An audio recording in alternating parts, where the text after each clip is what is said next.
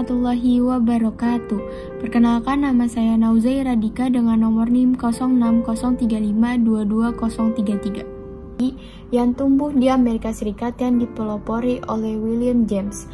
Yang menjadi minat aliran ini adalah apa yang terjadi dalam sebuah aktivitas psikologi dan apa yang menjadi tujuan dari aktivitas itu.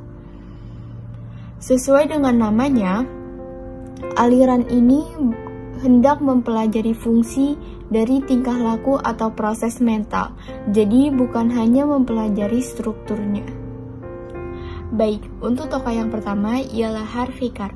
Harvey Carr merupakan seorang psikolog Amerika Serikat dan pengembang fungsionalisme. Ia lahir di Morris, Illinois pada 30 April 1873 dari pasangan Hamilton Carr dan Belle Garden.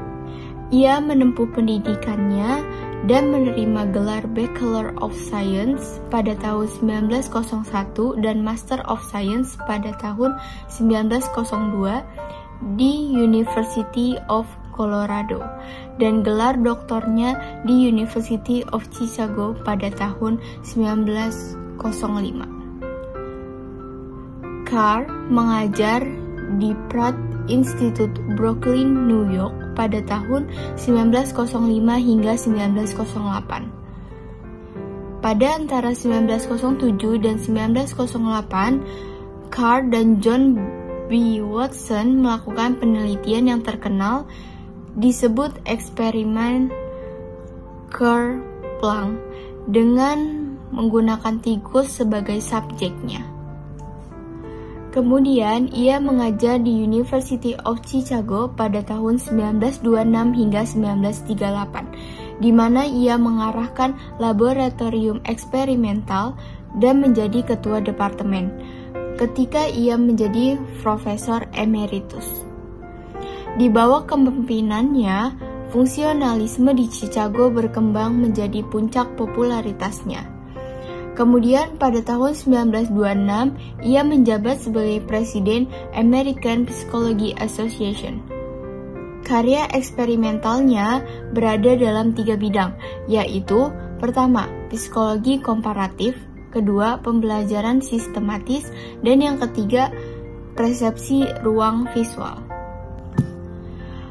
Ketertarikan Carr pada memperdalam fungsionalisme dipengaruhi oleh G.F. South, G.H. Mead, dan rekan kerjanya yang bekerja sama dengannya.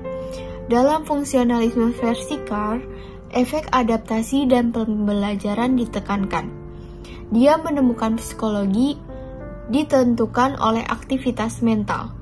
Bagi Carr, aspek penting dari psikologi adalah perilaku adaptif manusia. Ia menjelaskan berbagai fungsi mental manusia, seperti perception, learning, emotion, dan thinking. Dengan kerangka berpikir perilaku adaptif manusia. Tulisan-tulisannya meliputi studi aktivitas mental pada tahun 1925 dan pengantar persepsi ruang pada tahun 1935. Kemudian ia meninggal pada 21 Juni 1954 di Culver, Indiana, Amerika Serikat. Saya Rati Melandari dengan NIM 06035222036 ingin mempresentasikan salah satu tokoh dari filsafat fungsionalisme yaitu Edward T. Thorndike. Edward T. Thorndike lahir di Williamsburg pada tanggal 31 Agustus 1874 dan meninggal di Montrose, New York pada tanggal 10 Agustus 1949. Thorndike menghabiskan sebagian besar karirnya sebagai profesor di Universitas Columbia, di mana dia melakukan sebagian besar penelitiannya. Pada tahun 1898, yaitu pada usia 24 tahun, Thorndike menerbitkan bukunya yang berjudul Animal Intelligence atau An Experimental Study of Association Process in Animal yang dipublikasikan pada tahun 1898 dan kemudian dikembangkan dan dipublikasikan kembali dalam bentuk buku berjudul Animal Intelligence pada tahun 1911. Teori belajar Thorndike disebut connectionism karena belajar merupakan proses pembentukan koneksi-koneksi antara stimulus dan respon. Teori ini sering juga disebut trial and error dalam rangka menilai respon yang terdapat bagi stimulus tertentu. Thorndike mendasarkan teorinya atas hasil-hasil penelitiannya terhadap tingkah laku beberapa binatang antara lain kucing, dan tingkah laku anak-anak dan orang dewasa. Teori koneksionisme adalah teori yang ditemukan dan dikembangkan oleh Edward T. Thorndike berdasarkan eksperimen yang ia lakukan pada tahun 1890-an. Berdasarkan eksperimennya, Thorndike berkesimpulan bahwa belajar adalah hubungan antara stimulus dan respon. Itulah sebabnya teori koneksionisme juga disebut S.R. Bound Theory dan S.R. Psychology of Learning. Selain itu, teori ini juga terkenal dengan istilah trial and error learning. Istilah ini menunjukkan pada panjangnya waktu atau banyaknya jumlah kekeliruan dalam mencapai suatu tujuan. Assalamualaikum warahmatullahi wabarakatuh. Saya Raisa Sabrina dengan nomor NIM 0603522035 akan mempresentasikan salah satu tokoh psikologi yaitu William James. William James adalah seorang filsuf dari Amerika Serikat yang terkenal sebagai salah seorang pendiri mazhab pragmatisme. Ia lahir di New York City, Amerika Serikat pada tanggal 11 Januari 1842. William James wafat pada tanggal 26 Agustus 1910 di Tamworth. William James belajar psikologi di Jerman dan Inggris. Ia pernah mengajar di Universitas Harvard di bidang fisiologi, psikologi, anatomi, dan filsafat hingga tahun 1907. James adalah bapak psikologi fungsionalisme. James muncul karena kritik mazhab strukturalisme pun. Timbulnya fungsionalisme sebagai reaksi terhadap psikologi struktural yang berpendirian bahwa tugas psikologi adalah mengadakan analisis dan memberikan deskripsi terhadap kesadaran. Ada 3 prinsip psikologi fungsionalisme menurut William James. Yang pertama adalah prinsip kesadaran. Ciri yang luar biasa dari manusia adalah bersifat adaptif, yaitu kemungkinan beradaptasi dan menyesuaikan diri dengan lingkungannya. Prinsip yang kedua adalah prinsip diri. James membagi prinsip diri menjadi 2 kategori utama. Pertama, me, yaitu diri yang dialami. Lalu James memecah diri me menjadi 3 kategori. Yang pertama adalah diri material, yaitu hal-hal yang menjadi milik sendiri. Contohnya, keluarga, pakaian, tubuh, atau uang. Yang kedua adalah diri sosial, diri yang berada dalam situasi sosial tertentu. Menurut James, perubahan cara orang bertindak bergantung pada situasi sosial di mana ia berada. Contohnya, seseorang akan bertindak kaku di tempat kerja, tetapi sangat cair dalam suasana pesta bersama teman-temannya. Yang ketiga adalah diri spiritual, hakikat mengenal siapa diri sendiri. Diri spiritual lebih konkret atau permanen daripada diri material dan diri sosial. Diri spiritual lebih subjektif dan intim. Ego murni adalah segala sesuatu yang menjadi tali penghubung antara masa lalu, sekarang, atau masa depan. Yang ketiga adalah prinsip emosi. Ada beberapa prinsip penting terkait emosi yang harus diperhatikan. Pertama, emosi berhubungan langsung dengan fisiologis. Kedua, emosi adalah persepsi, pikiran atas kondisi fisiologis yang dihasilkan dari beberapa stimulus. Prinsip emosi James dikenal sebagai teori emosi James Lange. Pemikiran William James. Pemikiran William James di bidang psikologi agama juga menyanggah pandangan-pandangan tradisional terhadap agama, bahwa agama merupakan sesuatu yang objektif, disanggah dengan pemikiran yang juga menginstrumentalisasikan agama. Fungsionalisme lebih menekankan fungsi kesadaran. James beralasan, dengan mengetahui fungsi kesadaran, kita lebih dapat mengetahui pikiran dan perilaku manusia secara total dengan pola hubungannya dan lingkungan. Halo, perkenalkan nama saya Nadira Nur Anissa dari kelompok 7 dengan nomor NIM 0603522032. Saya akan membawakan tokoh William McDougall. William McDougall adalah seorang psikolog Amerika yang diakui sebagai salah satu pendiri psikolog sosial. McDougall lahir pada 22 Juni 1891 di Inggris. Dia pernah menjabat sebagai profesor di universitas-universitas Amerika Utara. Ia menerbitkan banyak karya penting. Pada tahun 1894, dia memperoleh gelar dalam ilmu alam dari University of Cambridge. Pada Pada tahun 1989, MC Dougall juga memperoleh gelar medis dengan spesialis dalam psikolog dan neurologi. Psikolog ini menjabat sebagai guru dan peneliti. Bahkan MC Dougall diakui sebagai pendiri psikologi eksperimental di Oxford.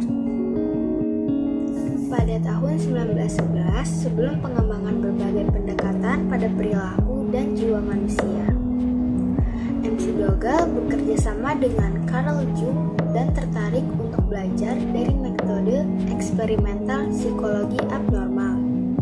Bahkan, MC Dougall membela keberadaan jiwa secara ilmiah. Setelah berpartisipasi dengan tentara Inggris yang selamat dari perang, MC Dougall menjadi tertarik pada psikopatologi dan akhirnya memimpin bagian psikiatri dari Royal Society of Medicine pada tahun 1989. Dia juga memimpin British Society of Psychical Research pada tahun 1920. Teori insting dan psikologi intensional. Dia berpendapat bahwa yang terakhir adalah yang paling bisa menjelaskan semua jenis perilaku manusia. Dia memahami naluri sebagai disposisi psikofisik bawaan. Bagi MC Dougall, naluri yang memungkinkan kita mengembangkan komponen kognitif perilaku, komponen emosional, dan komponen kehendak. Karya yang luar biasa. Pengantar Psikologi Sosial tahun 1908 di mana ia mengembangkan teori nalurinya. Tubuh dan Pikiran dari tahun 1911 juga diakui di mana ia membela keberadaan ilmiah jiwa. Dan Garis Besar Psikologi Abnormal dari tahun 1926 penelitinya tentang psikopatologi tercermin. Assalamualaikum warahmatullahi wabarakatuh. Nama saya Niki Putri Atifa dengan NIM 0603522034 akan menjelaskan tentang Grenfell Stanley Hall.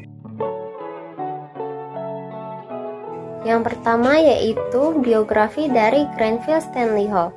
Grenfell Stanley Hall adalah salah satu pelopor psikologi di Amerika Serikat.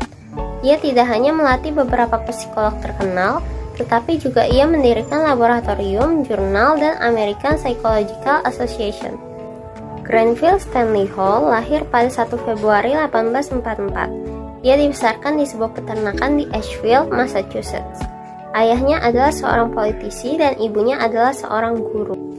Ia belajar di Universitas Harvard bersama William James dalam kursus pertama psikologi di Amerika Serikat dan merupakan orang Amerika pertama yang memperoleh gelar PhD dalam disiplin ini.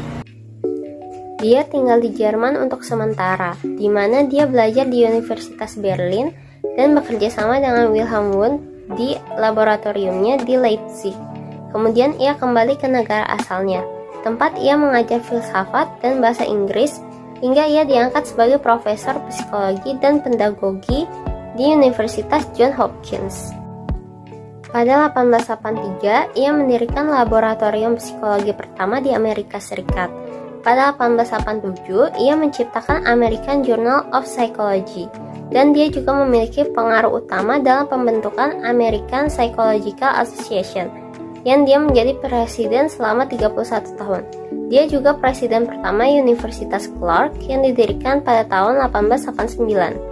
Stanley Hall wafat pada 24 April 1924 di Worcester, Massachusetts. Hanya 4 tahun setelah ia mengundurkan diri sebagai presiden di Clark University dan beberapa bulan setelah terpilih presiden dari American Psychological Association untuk 2 kalinya. Dia menghabiskan tahun-tahun terakhirnya menyelesaikan autobiografinya berjudul Confession of Psychology. Selanjutnya, kontribusi dan teori dari Stanley Hall. Kontribusi Stanley Hall yang paling terkenal adalah teorinya tentang rekapitulasi atau teori perkembangan.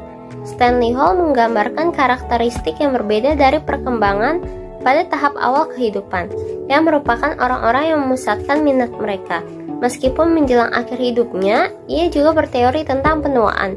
Stanley Hall membagi masa perkembangan anak menjadi 4 tahap, yaitu 1 masa kanak-kanak pada umur 0-4 tahun, 2 masa anak pada umur 4-8 tahun, 3 masa puber pada umur 8-12 tahun, dan masa remaja pada umur 12 sampai dewasa.